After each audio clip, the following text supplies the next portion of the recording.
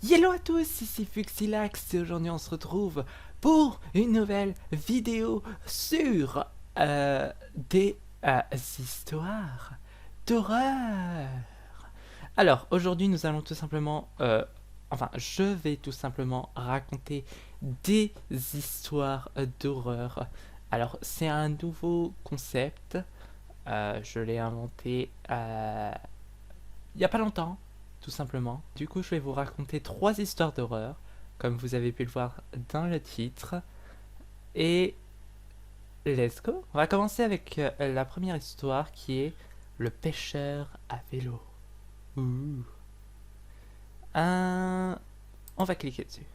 Elle a été postée par Charlotte, le pêcheur à vélo. Bonjour. Je vais vous raconter une histoire qui m'est arrivée lorsque j'avais 16 ans. En 2009, du coup.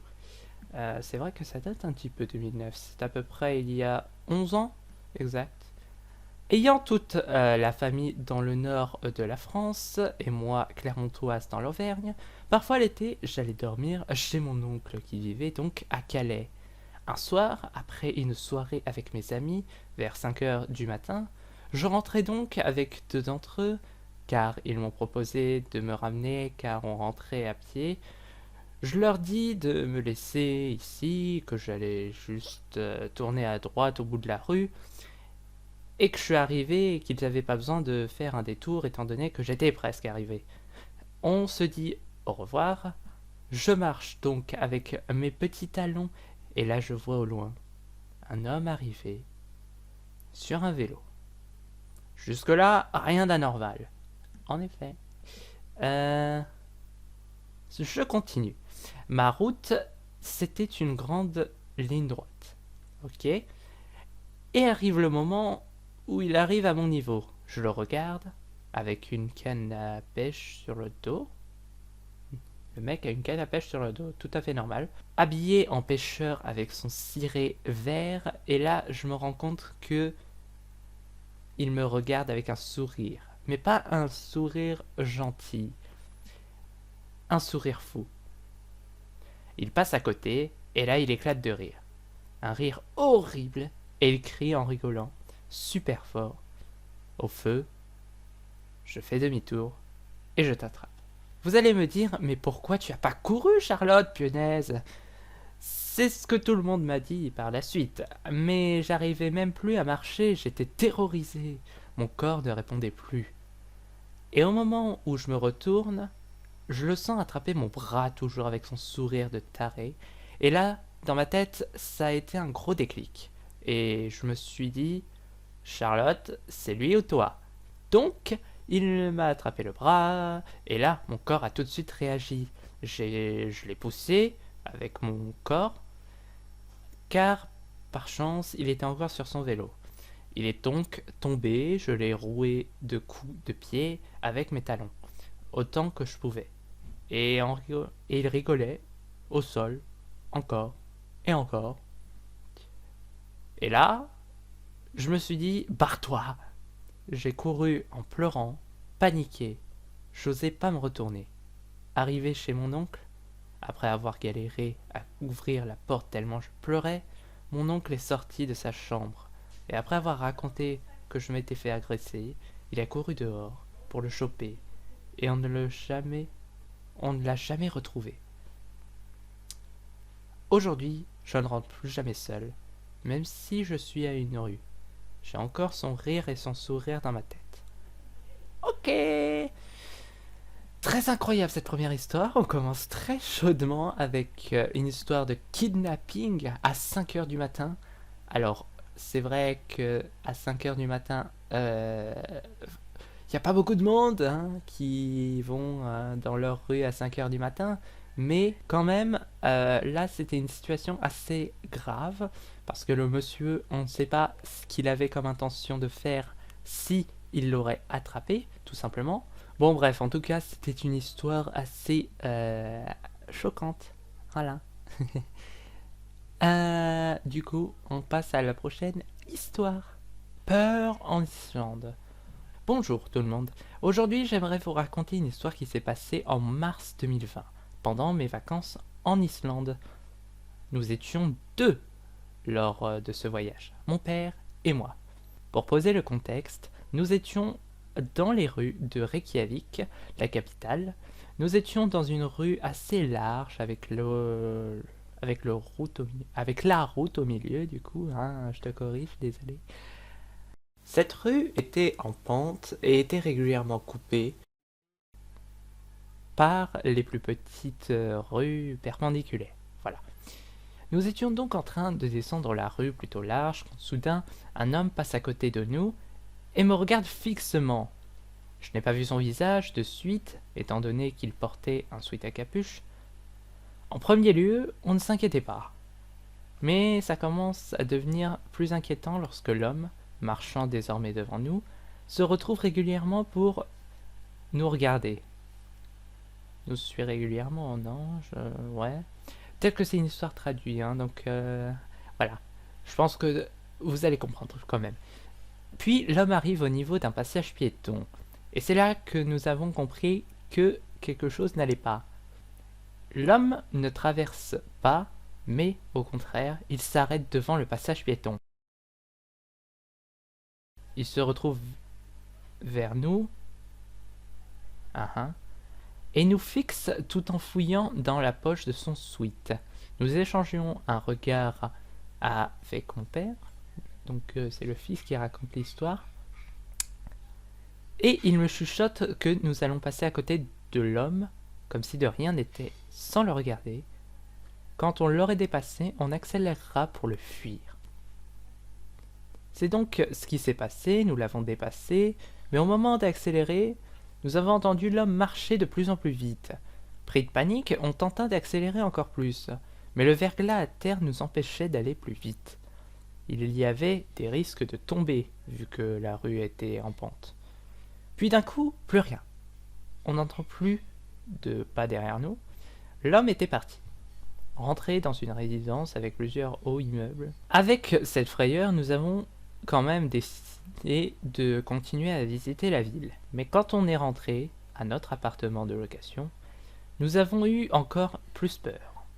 Nous nous sommes rendus compte que la fenêtre de notre appartement donnait directement sur la résidence avec les immeubles dans laquelle l'homme était entré plus tôt. Heureusement, c'était la dernière soirée que nous passions à Reykjavik avant de continuer notre voyage. Je ne sais pas vraiment quelles étaient les intentions de cet homme, ni si on était devenu parano et qu'il était juste un peu bizarre, mais on a eu l'une des plus grosses frayeurs de nos vies. Bon, en tout cas, cette histoire était aussi effrayante, hein. Elle était dans un pays déjà que personne ne parle généralement, Reykjavik. Reykjavik, n'importe quoi. En Islande, l'Islande c'est quand même un pays qui est dans une île un peu paumée. Donc si tu veux rentrer chez toi, c'est l'avion directement. Donc si t'as pas d'avion, t'es foutu. Et le bateau, disons que en Islande, c'est le froid polaire. Donc, pas tellement. Voilà. Passons à la prochaine histoire. La prochaine histoire est une histoire qui a été postée par Brilliant Swimming 592. Le titre, c'est Je suis traumatisé. Déjà, le titre est assez conséquent. Voilà. Alors, l'histoire est réelle. Bon, je pense qu'on peut croire. Hein. Let's Not Me, généralement, c'est des gens qui racontent des histoires qui leur est réellement arrivé. Par exemple, c'est des histoires, voilà, des histoires qui auraient pu arriver à nous aussi. Bon, il peut y en avoir qui sont inventés un peu, mais vraiment un peu. Sinon, le reste, je pense que c'est un peu vrai.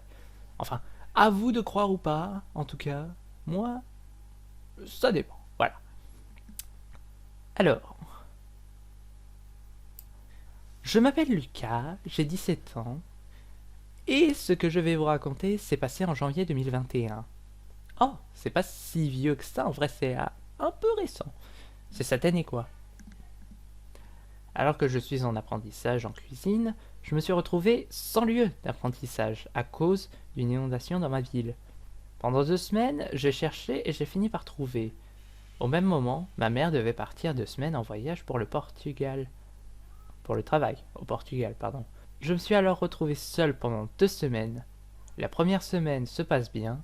Je fais les allers-retours entre mon travail et mon domicile tranquillement. Un soir, alors que je sors du travail assez tard, 1 heure du matin, je rentre chez moi. Cette fois, j'avais une sensation bizarre dans tout mon corps. Je n'y ai pas prêté attention et j'ai continué mon chemin jusqu'à chez moi. Arrivé chez moi, tellement crevé du travail, j'ai pris ma douche et je suis parti me coucher. À 4 heures du matin, je me suis réveillé à cause d'un bruit contre ma fenêtre étant donné que j'habite au 2e étage.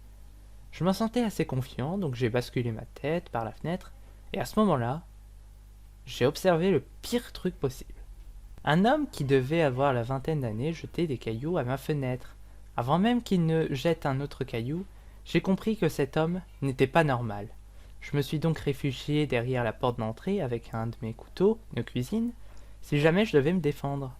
C'est à ce moment-là que j'ai entendu l'intrus monter dans les escaliers et arriver à ma porte. Il ne faisait que taper encore et encore. Tétanisé par la peur, je suis resté immobile pendant plusieurs secondes, en me posant la question de ce que je devais faire dans cette situation. Et là, 2 choix s'offraient à moi. Sauter de la fenêtre et courir, ou bien appeler la police et attendre qu'ils arrivent. J'ai donc opté pour la deuxième solution, j'appelle le 17 et on m'informe que la seule patrouille disponible ne sera pas là avant 15 minutes.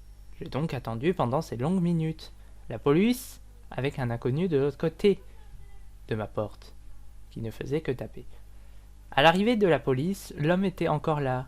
Ils ont donc arrêté l'homme, et c'est quelques semaines plus tard que j'ai appris ses intentions et pourquoi il avait fait ça. Cet homme était éperdument amoureux de ma mère. Sauf que ma mère, n'ayant pas été intéressée, il voulait se venger d'elle. Sauf que manque de bol, il n'y avait que moi. Merci d'avoir lu mon histoire, qui m'a clairement traumatisé, à jamais. Eh bien, merci de l'avoir posté, hein. Cette histoire est encore une fois impressionnante, parce que là, on parle d'une vengeance, tout simplement. Donc, en gros, le monsieur voulait se venger de la mère, mais... alors, coup de bol pour la mère, mais pas de bol pour le garçon. Le voleur est tombé sur le jour où sa mère n'était pas là, mais que lui était là. Donc du coup, n'était pas là. Donc du coup, en gros, c'est lui qui s'est tout pris, et alors que normalement c'est la mère qui devait se prendre. Et encore, heureusement qu'il a eu de la chance que la police ait appelé et qu'ils soient venus et qu'ils l'ont arrêté. Parce que, sinon, on ne sait pas ce qu'il lui aurait fait, on ne sait pas ce qui se serait passé. Peut-être qu'il voulait attaquer le fils pour se venger de la mère. En gros, il voulait le kidnapper, ou je ne sais pas, peut-être. En tout cas, on ne sait pas. On ne sait toujours pas ce que les intrus veulent. Et voilà. Ils ne veulent pas forcément du bien. Eh bien écoutez, sur ce, j'espère que cette vidéo vous aura plu, disons. Moi, ça m'a beaucoup intéressé, cette vidéo. Moi, j'ai bien aimé cette vidéo où je vous raconte des histoires comme ça avec ma facecam. Enfin, facecam. Avec mon loup incroyable. Clin d'œil. Oh, il est génial ce loup. Il fait des clins d'œil en plus. N'hésitez pas à mettre un pouce bleu si vous voulez que je refasse de vidéos de ce genre. Dites-moi dans les commentaires. Ainsi que de vous abonner et d'activer la cloche des notifications pour être au courant des prochaines vidéos qui sortiront de ce genre. Sur ce, moi, c'était Fuxilax. Je vous dis à la prochaine. Ciao les amis!